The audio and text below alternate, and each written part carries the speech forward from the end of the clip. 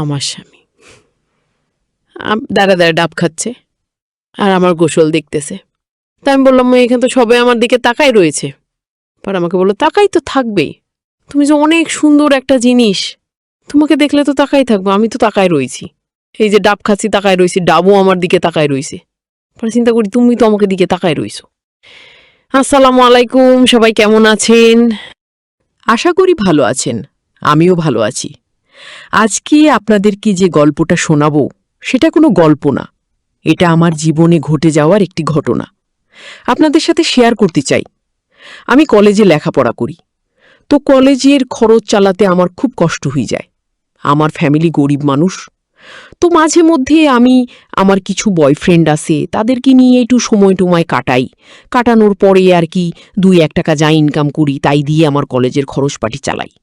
যখন কলেজে একটু ছুটি থাকে থাকে তখন তো আমি ওই গ্যাপে গ্যাপে এদিক সেদিক যাইয়া সময় কাটি। তো একটা বয়ফ্রেন্ড আছে, লোকটা বুড়ো মানুষ, অনেক বুড়ো, প্রায় বয়স হবে 60 বছর 65 বছর। কিন্তু লোকটার খুব শখ সুন্দর কচি মাইয়ার সাথে একটু সময় কাটাবে, কক্সবাজারে নিয়ে ঘুরাবে সময়। এখন ওই লোকটাকে নিয়ে আমি দাম দর কইরা কক্সবাজারে গেলাম। এখন লোকটা আসলে অনেক বড় মানুষ, শারীরিক দিক দিয়ে অনেক দুর্বল, কিন্তু লোকটা তো ওরকম একটা সময় দিতে পারে না, জাস্ট একটু টাস টুস করে হাত দিয়ে তাতেই তার মনে শান্তি। কিন্তু লোকটার অনেক পয়সা আছে, অনেক টাকা পয়সা আছে, সে টাকা পয়সা ভালো টাকা পয়সা লুটায়। ওরে আমারও দরকার টাকা, আমার তো লোকের দরকার নেই। ওরে আমাকে বলতেছি একটু আকর্ষণীয় ড্রেস পরে আনো। বলি কেন? গোসল করব। ওরে কি করলো, কক্সবাজারে যে সমুদ্র সেখানে গোসল করাতে নামলো। এখন সেখানে তো অনেক লোক, তার কিছু আসা যায় না।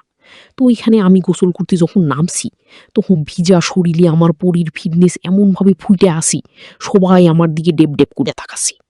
এখন সাথে আবার সামনে ডাবওয়ালাও ছিল, আমার স্বামী আবার ডারা ডারা ডাব খাচ্ছি আর আমার গোসল দেখতেছি। তা আমি বললাম এই না তো সবাই আমার দিকে তাকায় রয়েছি। ওরে আমাকে বলল তাকাই তো থাকবি, তুমি যে অনেক সুন্দর একটা জিনিস, তোমাকে দেখলে তো তাকাই থাকবি। আমি তো তাকাই রয়েছি, এই যে ডাব খাচ্ছি তাকাই রয়েছি, ডাবওয়ালা ওর আমার দিকে তাকাই রয়েছি। ওরই চিন্তা করি তুমি তো আমাকে দিকে তাকাই রয়েছো ঠিকই, তোমার তো কোনো কিছু করার মুরুদ নাই, শুধু শুধু জ্বালা বাড়াইয়া দিছ। এখন আমি যেন কিভাবে হোস্টেলে যে থাকবো, আমার তো রাত্রে ঘুমই ধরবে না যতক্ষণ পর্যন্ত ঠান্ডা না হবো। কিন্তু এই লোকটার সাথে প্রায় 1 সপ্তাহ আমি কক্সবাজারে কাটাইলাম। 1 সপ্তাহের মধ্যে যে পাশেই ডাব বেশি নদীর কিনারে, তার সাথে ভালো পরিচয় হয়েছি। সেও আমাকে ডাক খাওয়ালো। আমাকে বলি ম্যাডাম, যখন আমার বয়ফ্রেন্ডটা পানিতে নামি আমি ওটার ডাক খাই, তখন বলি ম্যাডাম আপনার বডির ফিটনেসটা খুব সুন্দর, আপনার এই গাড়ি চালানোর জন্য এই ড্রাইভার নিয়ে আইছেন, এই ড্রাইভার তো আপনাকে কিছুই করতে পারবো না, শুধু শুধু কষ্ট পাবি। তখন আমি ডাবলারই বলি ভাই এই কষ্টটা আপনি বুঝছেন, আর কেউ বুঝে নাই। এই ড্রাইভার যদি বুঝতো তাইলে কি আর এই গাড়ি চালাইতি? আমি তো আইসি ভাই টাকার লোভী, বুঝেন না, টাকার লোভী আইসি। কয় ম্যাডাম ডাকি তার পয়সা যখন দিলাম, কয় ম্যাডাম টাকা লাগবো না, আমার পক্ষ থেকে আপনারে আরেকটা ডাক খাওয়াইলাম, আপনি কক্সবাজারে যতদিন থাকবেন অত খালি ডাক খাইবেন। পরে আমারে ভালোভাবে ডাক খাওয়াইতাছি আর আমার বডির ফিটনেসের খুব প্রশংসা করতাছি। আর সে কিভাবে কিভাবে তার সে একটা মেয়ে মানুষ আনন্দ দিতে পারে সেগুলো সব খুইলা বইতাছি। ঠিক আছে, এভাবে জিনিসটা এটা এভাবে দিলে তো ভালো লাগতো। তখন আমি বললাম যে ভাই, আপনার যেভাবে মুখে কথা বলছেন তাতে তো আমি পুরা একেবারে গরম হয়ে গেছি গা, আমার কাছে খুব ভালো লাগছে। আর ঠিক ওইভাবে যদি কাজটা করা যাইতো তাহলে তো আরো শান্তি লাগতো লাগতো। কয় ম্যাডাম আপনার সাথে তো ড্রাইভার একজন আছে, নাইলে আমি আপনার গাড়ি চালায়া একটু দেখতাম, যদি আমার গাড়ি চালান যদি আপনার ভালো লাগে তাইলে আপনি চালাইবেন, বারো চালানোর দরকার নাই। তো তখন আমি বললাম কি ভাই গাড়ি তো চালান লাগবো, যেভাবেই এই ড্রাইভার আনছি, যেভাবে মনে করেন গাড়ি ইঞ্জিন গরম করে ফেলাইতেছে, এখন ভালো ড্রাইভার দিয়ে যদি না চালায় তাহলে গাড়ির সমস্যা হয়ে যায়। তাহলে এই রক্তের সাথে আমার বিদায় হইলেই তারপরে আর কি আপনাদের সুযোগ দিব। তো এইভাবেই তার সাথে আমার যে কয়দিনের কন্টাক্ট ছিল, টাকা পয়সা সবকিছু বুঝিয়ে নিলাম। নেওয়ার পরে তার অফিসে একটা কাজ আছে, তখন আমি তাকে বললাম যে ঠিক আছে তুমি তাহলে চলে যাও, আমি এখানে থাকবো, আমার এখানে একটা কাজ আছে। তো বয়ফ্রেন্ড জানতো যে না আমরা এরকম কাজ সবসময় করি আর কি, টাকার বিনিময়। আর আমি তো আর বুঝি না তার কোনো প্রেমিকা না যে তার সাথে আমার যাওয়া লাগবো। পরে তারে বিদায় দিয়ে দিলাম।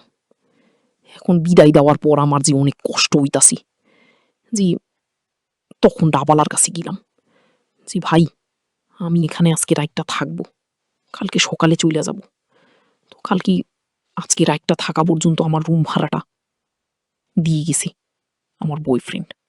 এখন ইচ্ছা করলেই সেখানে আপনি আইসা সময় কাটাইতে পারেন, কোনো সমস্যা নাই। পরে কই ম্যাডাম আপনার কিছু দেওয়া ঠাওয়া লাগবো নি, কারণ আমি তো আপনার টাকা পয়সা দিয়ে পোষাইতে পারুম না। পরে আমি বললাম এ সবার কাছ থেকে টাকা পয়সা নেওয়া লাগে নাকি? শুধু আমার একটু আদর যত্ন দিয়ে আমারে খুশি করবা, তোমার কোনো টাকা পয়সা দরকার নাই। কারণ আমি এখন এইখান থেকে হোস্টেলে চলে যামগা। আর হোস্টেলে গেলে মহিলা হোস্টেলে বইসা বইসা তার কোনো পুরুষ মানুষ আনা যাবে না। তাই যত একটু ভালোভাবে ঠান্ডা হইয়া যাইতে হইব। পরে ডাবলার বেচাখানি বাদ দিয়া থুইয়া পরে বিকাল থেকেই সময় দেওয়া শুরু করলো। এইভাবে সারা রাত সে আমাকে এত করে আদর সোহাগ দিল, মানে আমার কাছে অনেক ভালো লাগছে। যে একটা ডাবলা লোক, তারা কি খায়, তেমন টাকা পয়সা নাই, সামান্য ডাব বিক্রি করে তাদের সংসার চলে, আর তারা এত ভালোভাবে মজা দিতে পারে। যাক, আমার কাছে অনেক ভালো লাগছে। পরে ডাবলা বলল খুব মজা পাইছি। আমি খুব মজা পাইছি। এখন ডাবলার সাথে আমার আরো ইয়া করতে মসজিদ আছি।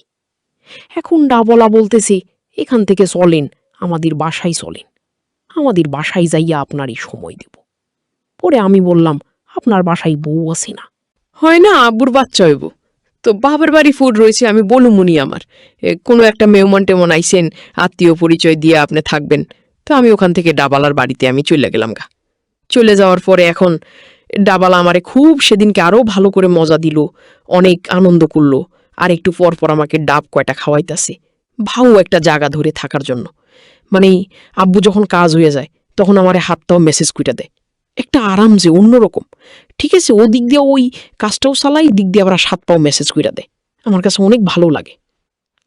পরে ডাবালার কাছে প্রায় আমি আরো অনেক দিন থাকলাম, কারণ মজা এমন একটা জিনিস, কারো যদি একবার মনের থেকে দূইরা যায় তখন তো আর তারে বাদ দেওয়া যায় না। যে কোনো পরিবেশ পরিস্থিতিতে তাহলে লাগে সময় কাটানো যায়। কিন্তু আমি যখন ওই কাজটা করতাম লেখাপড়া খরচ চালানোর জন্য, ওটা শুধু আমি টাকার জন্য করতাম বাইরের মানুষের সাথে, কিন্তু ডাবালার সাথে আমি টাকার বিনিময়ে কিছু করতাম না। আমার যখনই মন চাইতো তখন ডাবালাকে ফোন দিতাম, ডাবালা আমাদের ওখানে যাইতো, যাইয়া কোনো একটা জায়গা ভাও কইরা পরে আমার সাথে সময় কাটাইতো। যখন মন চাইতো আমি কক্সবাজার আইতাম। এভাবে প্রায় 5 বছর পর্যন্ত ডাবালার সাথে আমার সম্পর্ক হইল।